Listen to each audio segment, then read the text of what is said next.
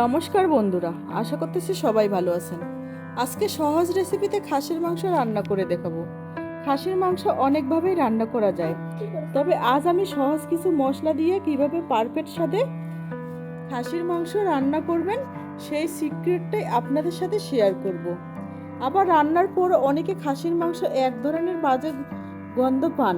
খাসির মাংসের বাজে স্মেল বা গন্ধ কিভাবে দূর করবেন সে টিপসও থাকবে এই রেসিপিতে।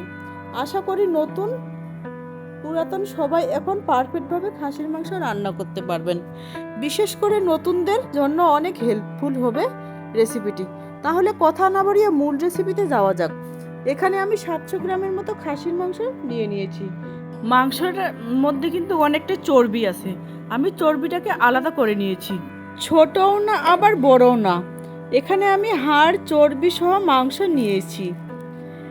খাসির মাংসে হাড় থাকবে এটাই স্বাভাবিক, আর হাড় না থাকলে খাসির মাংস খেতে ভালো লাগে না।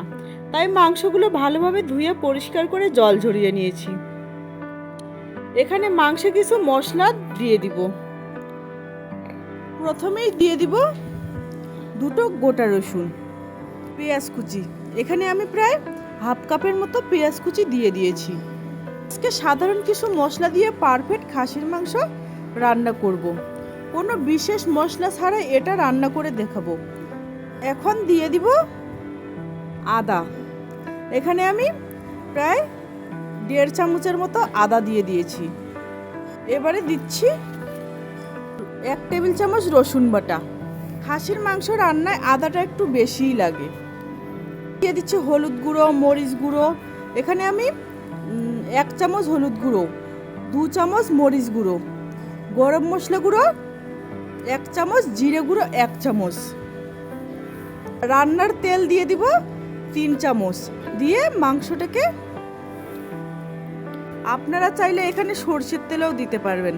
আমি এখানে রেগুলার রান্নার তেলই দিলাম। আপনারা যে তেল খান সে তেলই ইউজ করতে পারেন। এবারে মাংসটাকে ভালোভাবে ম্যারিনেট করে নিব। তেল দেওয়ার কারণে মাংসের গায়ে মশলাগুলো ভালোভাবে লেগে যাবে, তাই তেলটা অবশ্যই দিতে চেষ্টা করবেন। আর অবশ্যই হাত দিয়ে মাখানোর চেষ্টা করবেন, এতে মাংসের সাথে মশলাগুলো ভালোভাবে মিশে যায়। অনেকে মনে করেন বেশি বেশি মশলা দিলে, মশলা বা স্পেশাল মশলা ব্যবহার করলে রান্নার বেশি স্বাদ হয়। এ ধারণা একেবারেই ভুল। ঘরে থাকা সাধারণ কিছু মশলা দিয়েও কিন্তু রান্নায় সেরা স্বাদ আনা যায়। তবে রান্নার কোন পর্যায়ে কোন মশলা ব্যবহার করতে হবে সেটা জানতে হবে, তবে রান্নার ধাপগুলোও বুঝতে হবে। আমি সময় নিয়ে ভালোভাবে মাংস ম্যারিনেট করেছি। আমার চ্যানেলে নতুনদের জন্য আরও অনেক সহজ রেসিপি আছে, রেসিপিগুলো প্লেলিস্টে দেওয়া আছে। আমি একটু সময় নিয়ে ম্যারিনেট করেছি। এবারে 30 মিনিটের মতো রেস্টে রেখে দিব। আর ম্যারিনেট করার পর অবশ্যই ঢেকে দিতে হবে। আপনারা চাইলে 1 থেকে 2 ঘন্টাও ম্যারিনেট করতে পারেন। যত বেশি ম্যারিনেট করবেন তত এর বাজে স্মেল চলে যাবে। মূল রান্নায় চলে এলাম। চুলায় একটা প্যান বসিয়ে নিয়েছি। মিডিয়াম আঁচে প্যান গরম হয়ে আসলে দিয়ে দিব রান্নার তেল। তেলটাকে পর্যাপ্ত পরিমাণে গরম করে নিব। তেলটা গরম হয়ে আসলেই দিয়ে দিব আলু। আলুটাকে এখানে নেড়ে চেড়ে লাল লাল করে ভেজে নিব। দেখতেই পাচ্ছেন আলুটাকে আমি ডুমো ডুমো করে দিয়েছি। আলুটাকে আমার ব্রাউন কালার করে ভেজে নেওয়া হয়ে গেছে। এবারে তুলে নিব। মাংসের মধ্যে আলু দিলে কিন্তু খেতে ভালোই লাগে, তাই আমি যে কোনো মাংস রান্না করলে আলুটা কিন্তু দেওয়ার চেষ্টা করি। এতে আমার ছেলেও অনেক পছন্দ করে মাংসের মধ্যে আলু। এবারে এই তেলের মধ্যে দিয়ে দিব গোটা গরম মশলা। গরম মশলার মধ্যে রয়েছে দালচিনি, সাদা এলাচ, কালো এলাচ, লবঙ্গ। এবারে এটাকে আমি 30 থেকে 40 সেকেন্ডের মতো ভেজে নিব, একটা স্মেল আসা পর্যন্ত। ভেজে নেওয়া হয়ে আসলে দিয়ে দিব পেঁয়াজ কুচি। মাংস ম্যারিনেট করার সময় যেহেতু পেঁয়াজ দিয়েছিলাম, তাই এখন পেঁয়াজ কম দিচ্ছি। পেঁয়াজটাকে ব্রাউন কালার করে ভেজে নিব। মাংসের মধ্যে পেঁয়াজটা একটু বেশি দিলে খেতে ভালো লাগে।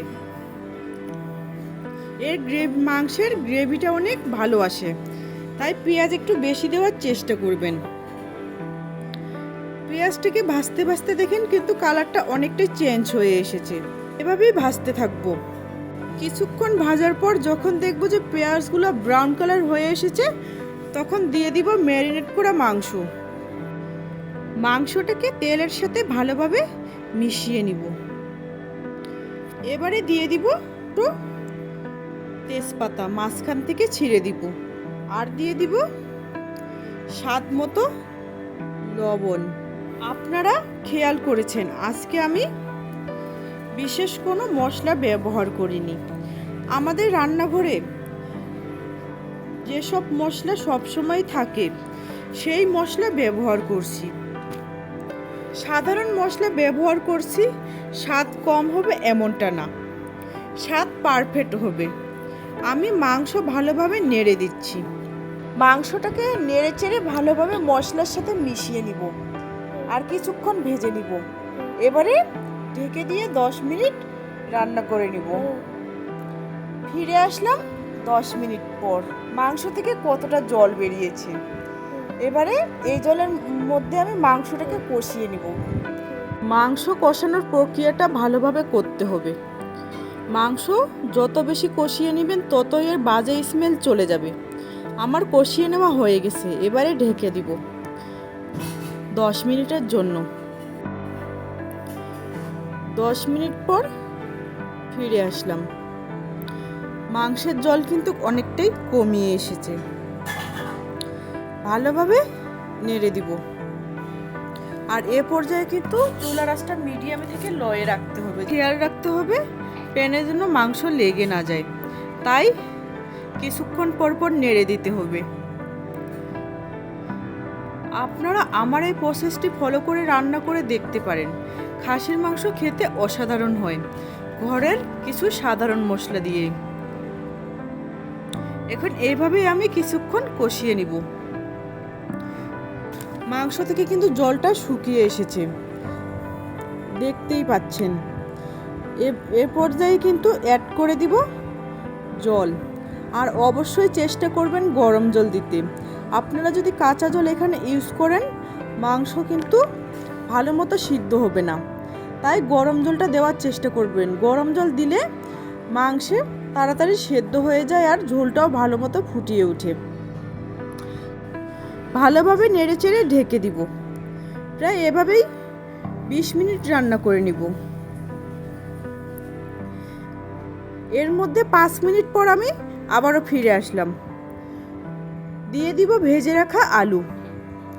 আলুগুলোকে দিয়ে ভালোভাবে নেড়ে দিব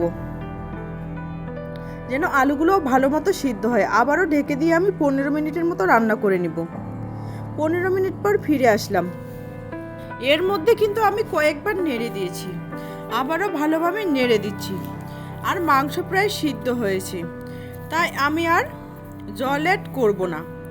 আপনারা যদি মনে করেন মাংস আরও সেদ্ধ করতে হবে তাহলে আরও গরম জল অ্যাড করতে পারেন। মাংস পুরোপুরি সেদ্ধ করে নেবেন। এ পর্যায়ে ঝাল লবণটা দেখতে হবে। ঝাল লবণ অ্যাডজাস্ট করে নেবেন। এবারে দিচ্ছি হাফ চামচ গরম মশলা। গরম মশলা দিয়ে ভালোভাবে নেড়ে দিব। এ পর্যায়ে চুলার আঁচটা মিডিয়াম থেকে লয়ে রাখতে হবে। এভাবেই কিছুক্ষণ রান্না করে নিব আর কিছুক্ষণ পর পর নেড়ে দিব যেন প্যানে লেগে না যায়। এবারে আমি দিয়ে দিব খাসির যে চর্বিগুলো ছিল এগুলোকে গরম জলে সিদ্ধ করে নিয়েছি। এবারে এগুলোকে দিয়ে দিব। দিয়ে আবারও নেড়ে চেড়ে দিব যেন তেল মশলার সাথে ভালোভাবে মেখে যায়। আবারও এ পর্যায়ে কিন্তু চুলার আঁচটা মিডিয়াম থেকে লয়ে রাখতে হবে। লয়ে রেখে এবারে ঢেকে দিব। ঢেকে দিয়ে 5 মিনিট রান্না করে নিব। 5 মিনিট পর ফিরে আসলাম। আমার রান্না প্রায় কমপ্লিট। আমি আর ঝোল কমাবো না। রান্নার কালারটাও কতটা আকর্ষণীয় হয়েছে। এখন চুলা অফ করে দিব। ঢাকনা দিয়ে কিছুক্ষণ রেখে দিব। দেখছেন কিছু সাধারণ মশলা দিয়ে অসাধারণ রান্না করলাম। রান্নার কালারে বলছে বলেছে খাসির মাংস স্বাদে কতটা পারফেক্ট হয়েছে। আমার স্টেপ ও ট্রিপসগুলো ফলো করে আপনারা রান্না করলে অনেক সুস্বাদু ও পারফেক্ট হবে। এবারে ঢাকনা দিয়ে আমি কয়েক মিনিট রেখে দিব। দেখেন মাংসটা কতটা সুন্দর হয়েছে। ভিডিওটি দেখার জন্য অসংখ্য অসংখ্য ধন্যবাদ।